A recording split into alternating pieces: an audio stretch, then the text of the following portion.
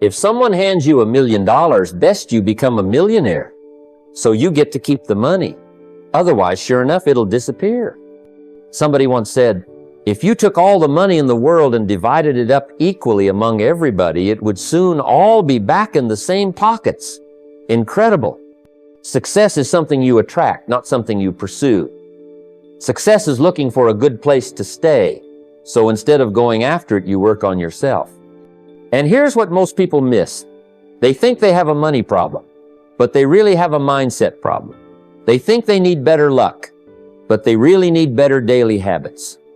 They want more success, but they resist the growth required to hold on to it. Wealth flows to those who built the character to sustain it. Otherwise, it slips right through your fingers like sand. So, let me tell you before you ask for more, ask yourself, am I becoming more? Because when you do the inner work, the outer rewards can't help but show up. That's how you keep the money, and more importantly, that's how you keep becoming the kind of person success can trust. Each morning arrives with a quiet promise. The world is still, the air is crisp, and within those first moments lies an opportunity that too many miss. The wealthy have long understood this. They do not stumble out of bed into a flood of noise and obligation. They rise with intention. The first 15 minutes of the day are sacred because that is when the mind is most open, most receptive, most fertile for planting the seeds that will bear fruit long into the future. I learned this lesson long ago, and it reshaped how I treated those early moments. Instead of rushing toward a phone, a television, or an email, I would claim that space for myself. I would stand in a quiet room or sit by a window and ask a simple question. What does my ideal financial life look like? Not a vague picture, not a passing thought, but a crisp, sharp image that I could almost feel. I would imagine waking in a home that spoke of security, making decisions that spoke of abundance, and sharing that abundance with those I love. This was not idle dreaming. This was the first step of mastery. The wealthy understand that clarity is the soil in which their best ideas can take root. Then I would review my goals one by one, not as a laundry list hastily thrown together, but as a sacred contract with myself. I kept them written down. At first it felt strange to write down goals every morning, to review the same words day after day.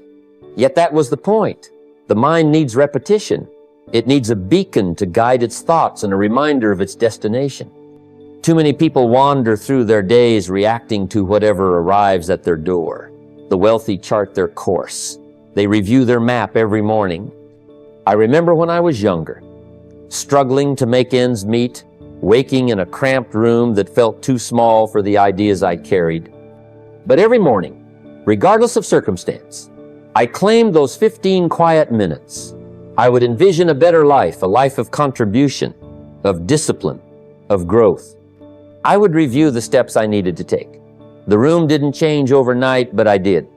Slowly, with each morning ritual, my thoughts gained precision. My habits gained strength. My choices gained purpose. What felt like dreaming became doing. That is the quiet secret that separates those who rise from those who settle. The wealthy are not wealthy because of some stroke of luck or accident at birth.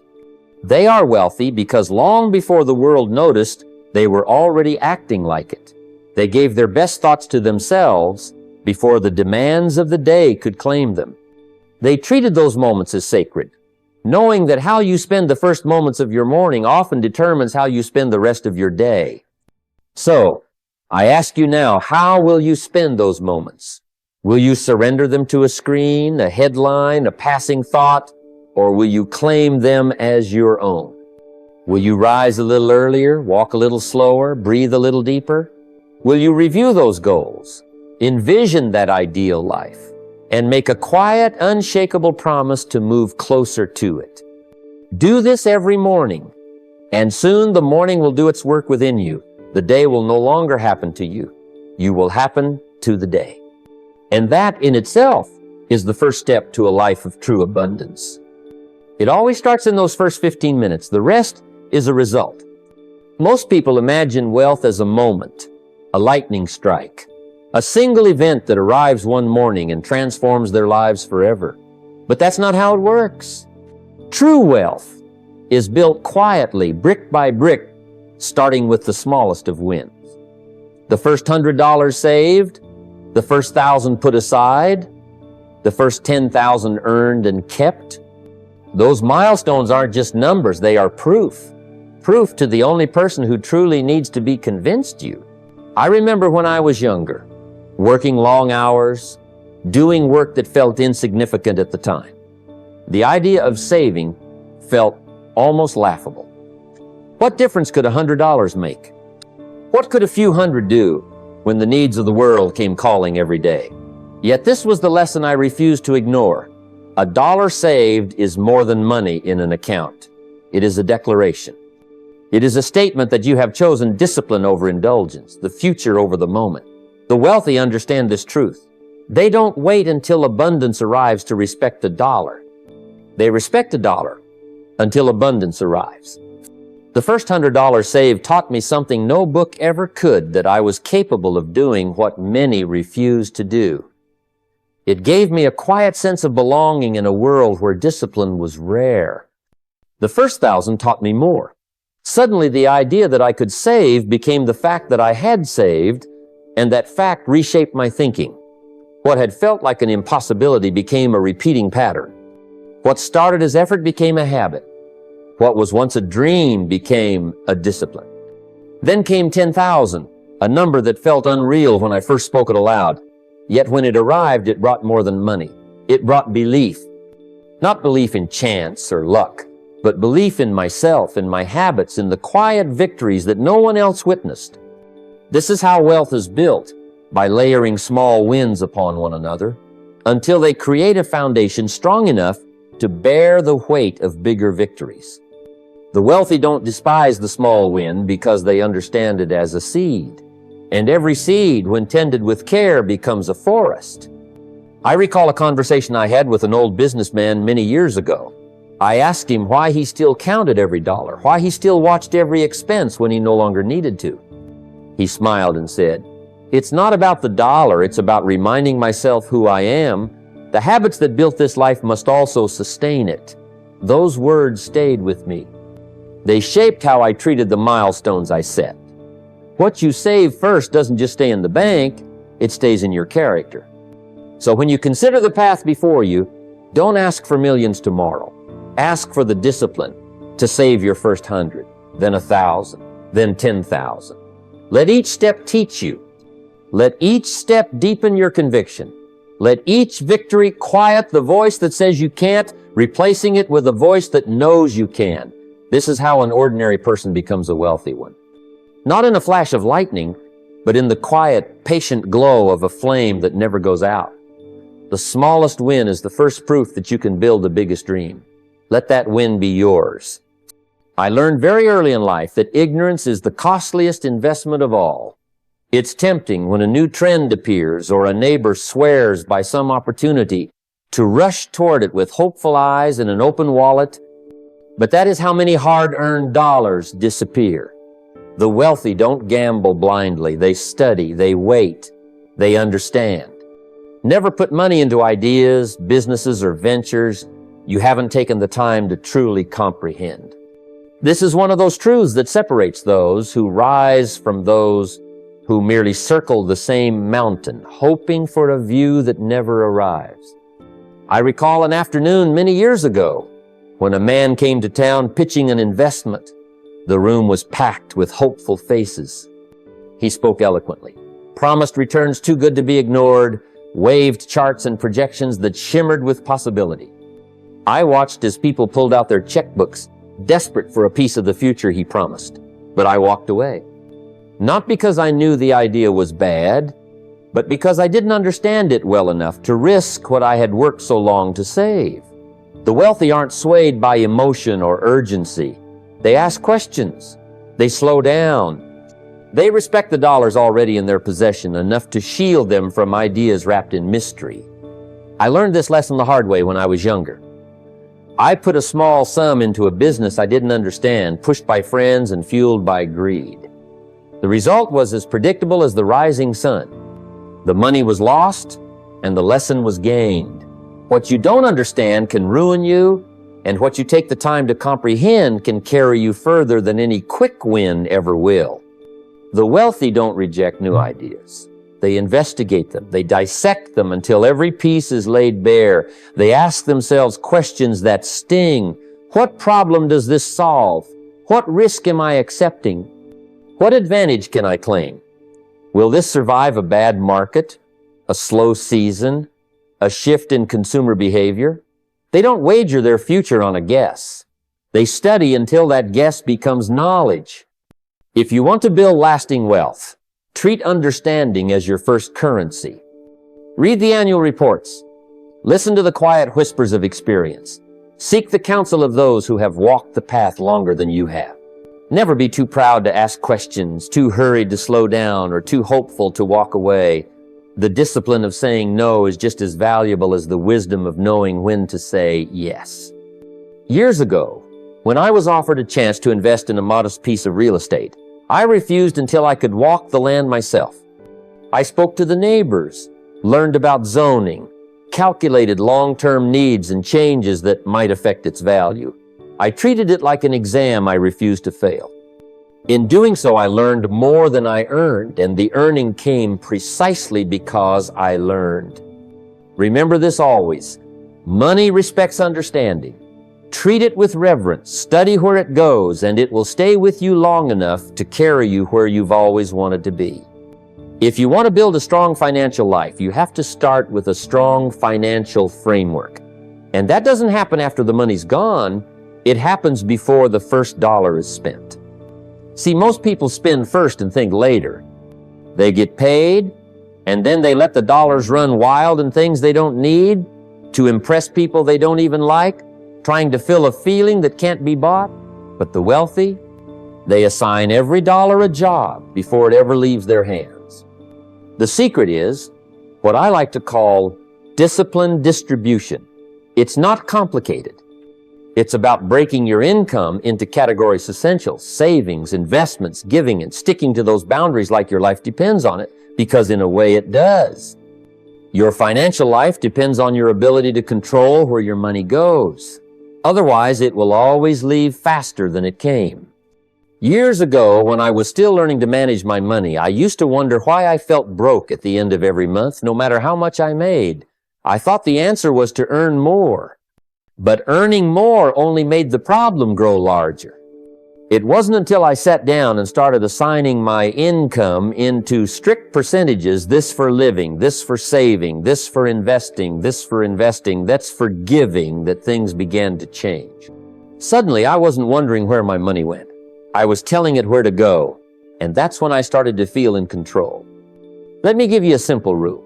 Never spend a dime until you've decided where every dollar belongs. Essentials come first your basic needs, not your wants.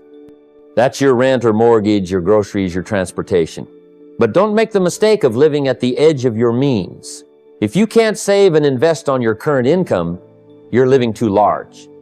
Cut back, downsize, simplify.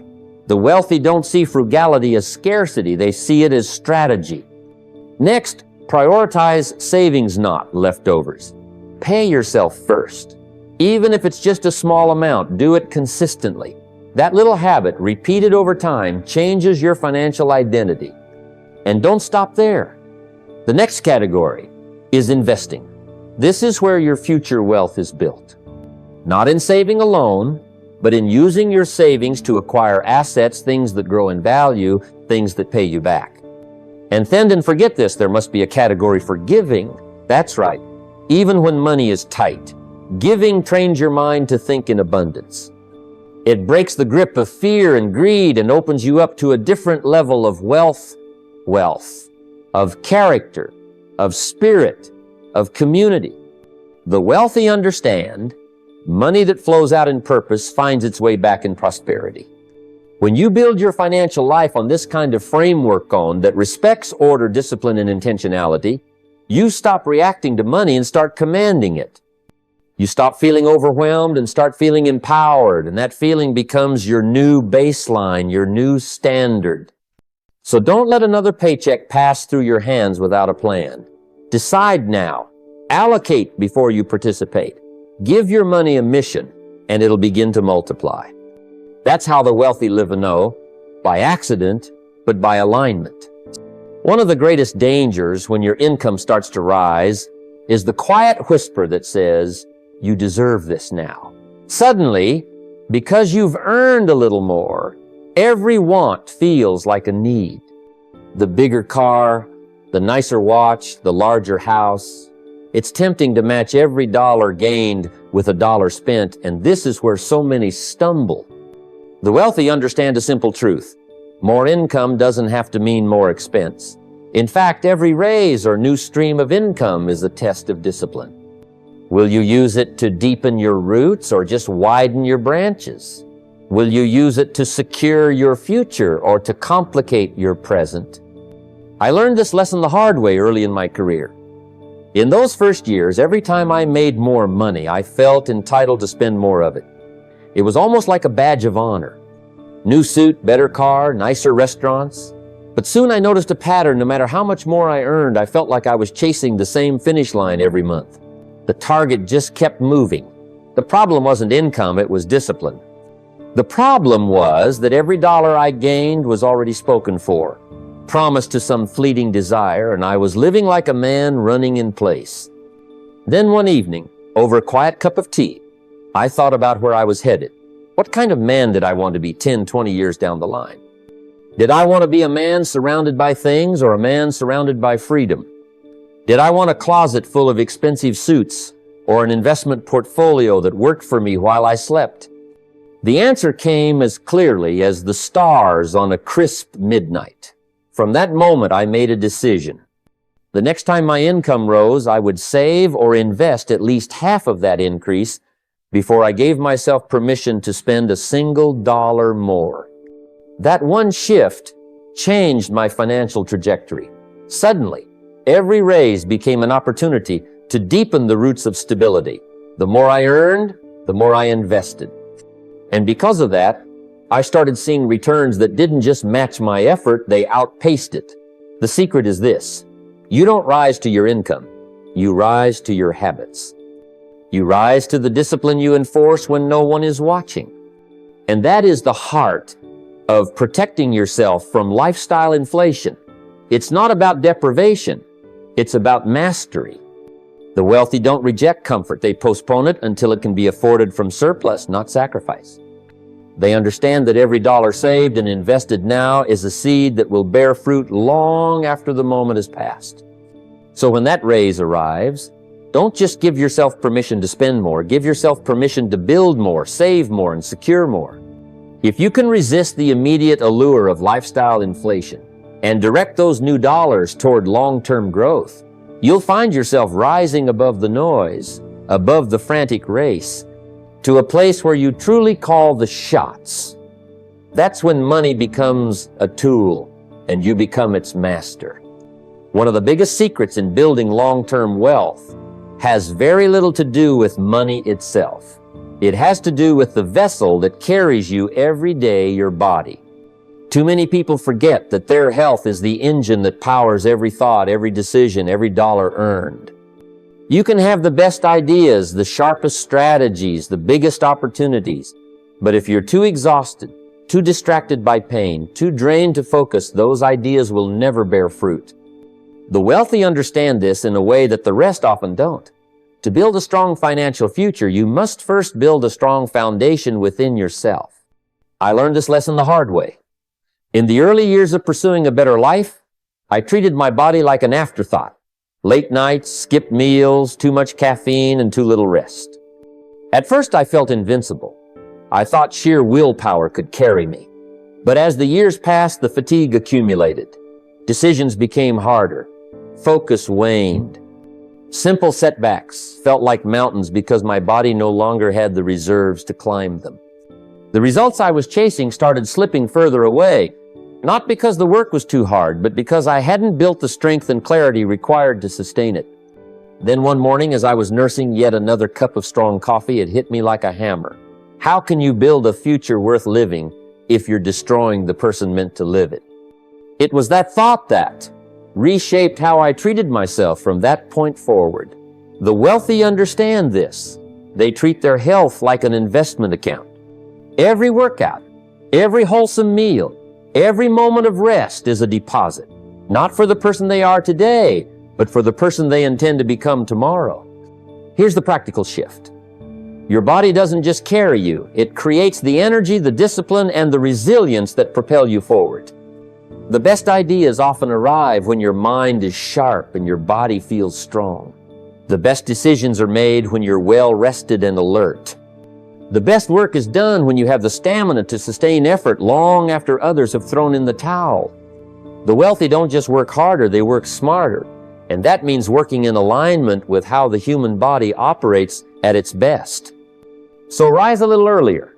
Begin your morning with 10 minutes of movement. Hydrate before you caffeinate. Choose foods that fuel clarity, not just comfort. Guard your sleep like a sacred appointment, because it is. These aren't luxuries for the wealthy, they're disciplines. They understand that one productive hour from a sharp, energized person can accomplish more than 10 hours of a depleted, distracted one. If you want a future where your money works harder than you do, you must first build a body and a mind capable of making that future a reality. Exercise, rest, nutrition, these aren't just habits for health, they are habits for wealth. Guard your energy as fiercely as you guard your bank account. In the end, you can only build as high as the foundation you stand upon. Make sure it's strong enough to carry the life you've always imagined. If you want to understand the difference between those who rise to the top and those who stay at the bottom, you don't have to look very far. Just watch how they use their time. The wealthy treat time like a sacred commodity, a resource more precious than money itself, because unlike money, time can never be replaced. You can lose money and make it back. You can lose a business and build another one, but an hour lost is gone forever. An afternoon wasted can't be retrieved. An evening thrown away is gone for good. I learned this lesson early in my life when I watched a man in my town, a quiet farmer, rise before the sun every morning. Day after day, he tended to his land as if every moment counted. It didn't matter if it was cold or hot, rain or sun, he was there. He used those hours intentionally, planting, nurturing, harvesting, and planning. By the end of the year, he had a surplus of grain that put food on his table and money in his pocket. Meanwhile, another man down the road rose late, worked when he felt like it, and spent countless hours talking about the things he wanted but never acting upon them. At the end of the year, one was wealthy in grain, and the other was wealthy in excuses. The difference came down to one thing: how they treated their time. The wealthy understand that every hour has a yield. An hour can yield knowledge when invested in reading a book. An hour can yield a stronger body when invested in exercise. An hour can yield a lifetime of income when invested in building a skill or nurturing a business. The wealthy guard their time because they understand its compounding nature. What you do repeatedly in an hour becomes a habit, and habits shape your life. I remember a time when I was younger and still trying to find my path. My days were fragmented. I would work for a while, get distracted, talk too long, or watch too much television. At the end of the day, I felt exhausted but had very little to show for it. And then a mentor of mine said something that changed my thinking forever. If you don't respect your own time, no one else will. Those words shook me awake. I began to track how I spent every hour. The results were humbling. Too many moments lost to things that didn't matter. Too many conversations that weren't worth repeating. So I made a decision. I started treating every morning like a meeting with my future. The first hours became sacred, not for scrolling or idle chatter, but for thinking, planning, and acting. I chose to invest those moments in building habits and gaining knowledge. Suddenly, the days felt longer, more productive, more rewarding. I discovered that an hour used intentionally can yield more than a week of wandering. Time doesn't wait for anyone. The wealthy have learned to respect that. They rise knowing that every moment can build or destroy, move them closer or further from the life they imagine. Treat your hours as seeds. Plant wisely, nurture diligently, and one day you'll reap a harvest that others only dream about.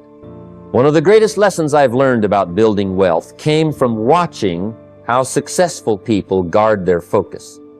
They understand that every yes you give to one thing is a no to countless others, and every no you state clearly creates space for a more significant yes down the line.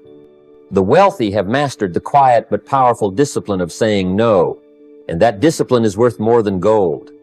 Early in my own life, I was a person who felt obligated to say yes to every request, every invitation, every opportunity. Someone would ask for a favor, I'd agree.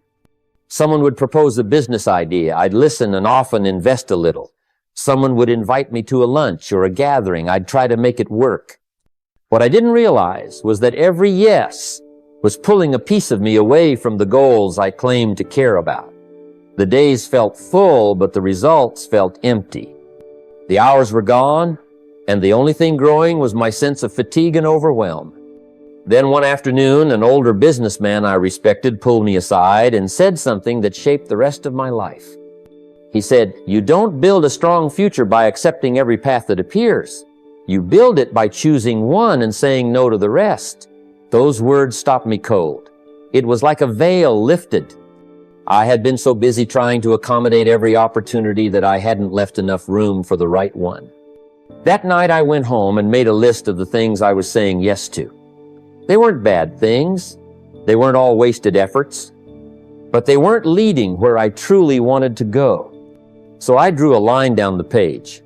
On one side, I kept the things that aligned with my biggest goals, nurturing my business, reading to deepen my understanding, setting aside time for quiet reflection, and focusing on relationships that added mutual value. Everything else went to the other side. And one by one, I began saying no. At first, it felt unnatural, even uncomfortable. But as the days turned into weeks, saying no became second nature. The phone calls that didn't matter, the meetings that drained energy, the ideas that weren't in my lane, I learned to release them with grace. And in doing so, I discovered a truth that the wealthy have always understood. Saying no doesn't mean living in scarcity. It means creating space for abundance. The best opportunities can only find you when you've cleared the path for them. We live in a world that promotes distraction as a way of life, as if doing more somehow means achieving more. But productivity and busyness are not the same thing.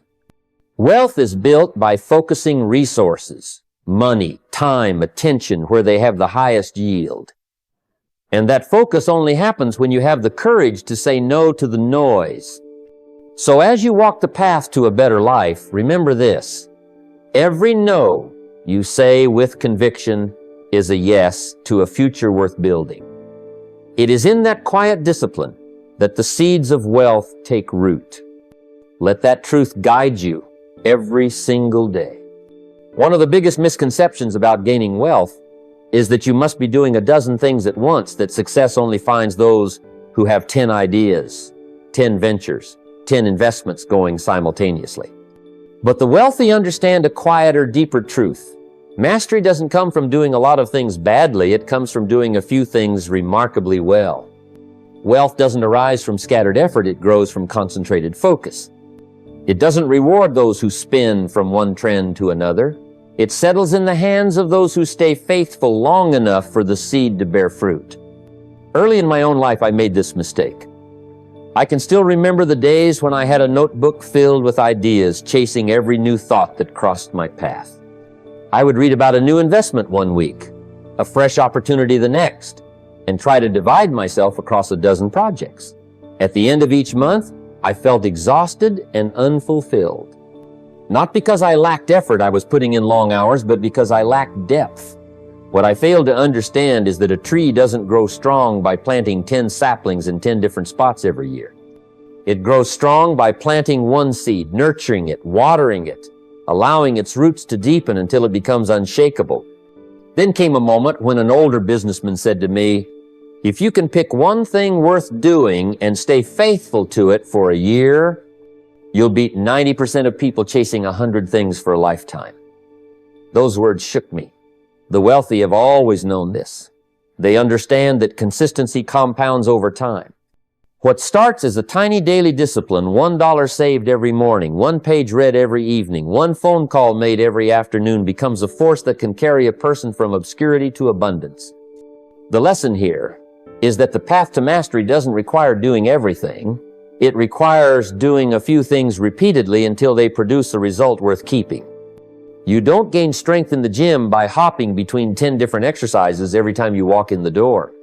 You gain strength by focusing on a handful of movements, repeating them with discipline until your body adapts. The same applies to money. Find an investment, a discipline, a craft, and stay faithful long enough for the results to emerge. I remember when I started putting 10% of every dollar I earned into a simple index fund. At first it felt insignificant. I watched as the balance grew slowly, almost invisibly, month after month. But I refused to move it. Refused to try 10 other things. I trusted the process. 5 years later, that single faithful habit became the foundation of my financial peace. The wealthy understand this is how life works. They pick a lane, stay in it, and deepen their mastery until it rewards them beyond measure. If you want to build a life of significance, don't try to do 100 things. Do one thing remarkably well. Stay faithful long enough for the seed to rise, for the roots to deepen, and for the branches to bear fruit. The world doesn't reward the distracted. It rewards those who stay the course. Building wealth isn't about putting all your eggs in one basket. The truly wealthy understand this better than anyone else. They know that relying on a single source of income is like standing on one leg. You might stand tall for a moment, but eventually the risk of falling grows greater. That's why building multiple income streams isn't just smart. It's essential. But here's the catch. It's easy to dream up 10 ideas, but very few people actually follow through on even one. The secret is not in having many ideas, but in committing fully to making one idea real and doing so within a defined time frame. Early in my career, I remember being overwhelmed by possibilities. Every seminar, every book, every conversation introduced new ways to make money. Real estate, stocks, side businesses, consulting, writing, speaking, the list went on. I had notebooks full of plans, but the truth was, none of them bore fruit because I was chasing too many things at once. One day, a mentor challenged me to pick one income idea from my list and commit to it for 90 days. That focus, that deadline made all the difference. The wealthy don't wait for perfect timing or the right opportunity to start building a new income stream. They take one idea and move decisively. They understand that action breeds clarity and momentum, while indecision breeds stagnation. The process is simple but powerful. List 10 potential income ideas, then pick the one that aligns best with your skills, passions, and resources. Next, break down the steps needed to make that idea a reality within the next 90 days. Set measurable goals and deadlines, then get to work. This approach serves two purposes. First, it forces you to stop daydreaming and start executing. Ideas alone are worthless unless they become action. Second, it prevents the paralysis of overwhelm that often comes from trying to do too much at once. By focusing on one stream, you learn the discipline of follow-through, the patience to grow something from seed to sapling. You don't need to be perfect on day one. The wealthy understand that income streams evolve. The first version may be rough, the first sales few, but what matters is starting. Momentum builds with action, and once one stream is moving, you can repeat the process with another idea, layering your income sources over time. One of the most important lessons I learned is that the number of income streams doesn't matter as much as the quality and sustainability of each. 10 half-finished projects won't build wealth. One well-built income stream can change your life. Start there, get that one going, then add more streams patiently, deliberately. Remember, wealth is not just about money earned, it's about security, freedom, and options. Multiple income streams create that safety net and open doors to opportunities that a single paycheck never can. So, don't let your list of ideas gather dust. Pick one, commit, act, build. Your future depends not on how many ideas you have, but on how many you make real. The wealth you seek starts with the action you take today. Avoiding the trap of comparison is one of the quietest, yet most powerful practices a person can adopt on their journey to wealth. It's easy to fall into the habit of measuring your financial success by looking at others, their houses, their cars, their lifestyles. But when you do this, you give away your power. You surrender your focus to external forces that are often distorted, incomplete, or irrelevant to your unique path. The truth is, no one's financial journey is exactly the same, and comparison only steals your peace and progress. I learned this lesson early on. There was a time when I would compare my financial position to others in my community or at work. I saw what others had and wondered why I didn't have the same. I chased their successes, often at the expense of my own goals and sanity. That kind of thinking is like chasing shadows. It distracts you from what you truly need to build your wealth. The fix is surprisingly simple and profound. Begin each morning by stating aloud one thing you are grateful for about your financial position. It might be as small as having a roof over your head, or as significant as the progress you've made on a savings plan. This practice shifts your attention inward. It helps you appreciate your current resources, your discipline, and the steps you've already taken. Gratitude becomes a lens through which you view your finances, replacing envy and doubt with confidence and clarity. When you focus inward, you stop wasting energy on what others have. Instead, you dedicate that energy to your own growth and opportunities. This internal focus allows you to set goals that are truly yours, based on your values and circumstances. It frees you from the burden of keeping up with others and opens the door to genuine financial freedom. Practically speaking, this can be done with a simple daily ritual. Before you start your day, take a moment maybe during your morning coffee or quiet time to reflect and speak your gratitude. Write it down if that helps. Over time, this builds a mindset rooted in abundance, not scarcity. It quiets the noise of social comparison and helps you stay steady no matter what others are doing or showing off. When you avoid comparison traps, you also build resilience. Wealth building is a long game filled with ups and downs. There will always be someone doing better or worse at any given moment. But by keeping your focus on your own journey and by nurturing gratitude, you maintain the motivation to keep going no matter the external circumstances. Remember, your financial life is your own story, not a replay of someone else's highlight reel. Stay focused on your path, celebrate your progress, and let gratitude be the compass that guides you away from comparison and toward true wealth. In the end, wealth is as much about peace of mind as it is about the balance in your bank account. Guard your mind, focus inward, and build your riches on your terms. As we draw this conversation to a close, I want you to take a moment and truly absorb what has been shared. Wealth is not some distant, elusive prize reserved for a select few. It is a reflection of your mindset, your daily habits, and your commitment to growth over time. Remember, the difference between those who dream of riches and those who achieve them lies not in luck or circumstance, but in the choices made consistently day after day. We've spoken about the power of focusing inward, nurturing gratitude, and steering clear of the traps that comparison sets for us. These are not mere ideas, they are practical tools to shape your financial destiny. When you begin each day by appreciating what you have and where you are on your journey, you build a foundation of confidence and clarity. This inner strength is what carries you through the challenges, the setbacks, and the moments when the path feels uncertain. I urge you now to make this your daily practice. Start every morning with a simple declaration of gratitude for your financial position, no matter how small or large. Let that gratitude center your mind and fuel your motivation. From there, direct your energy toward clear, focused actions.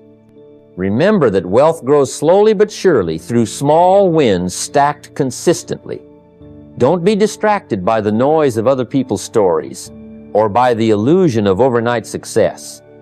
Success is built on patience, discipline, and resilience. It is about turning knowledge into action, ideas into results, and setbacks into stepping stones. Trust the process. Trust yourself. You have the power to create financial freedom, but it requires you to take ownership of your thoughts and your actions. So, what will you do today? Will you choose to rise above comparison and focus on your own path? Will you commit to the small daily actions that shape your future? The choice is yours, and it starts now. Take this moment to decide.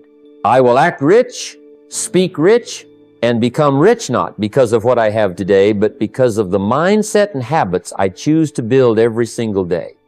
Begin there, and watch how your life transforms.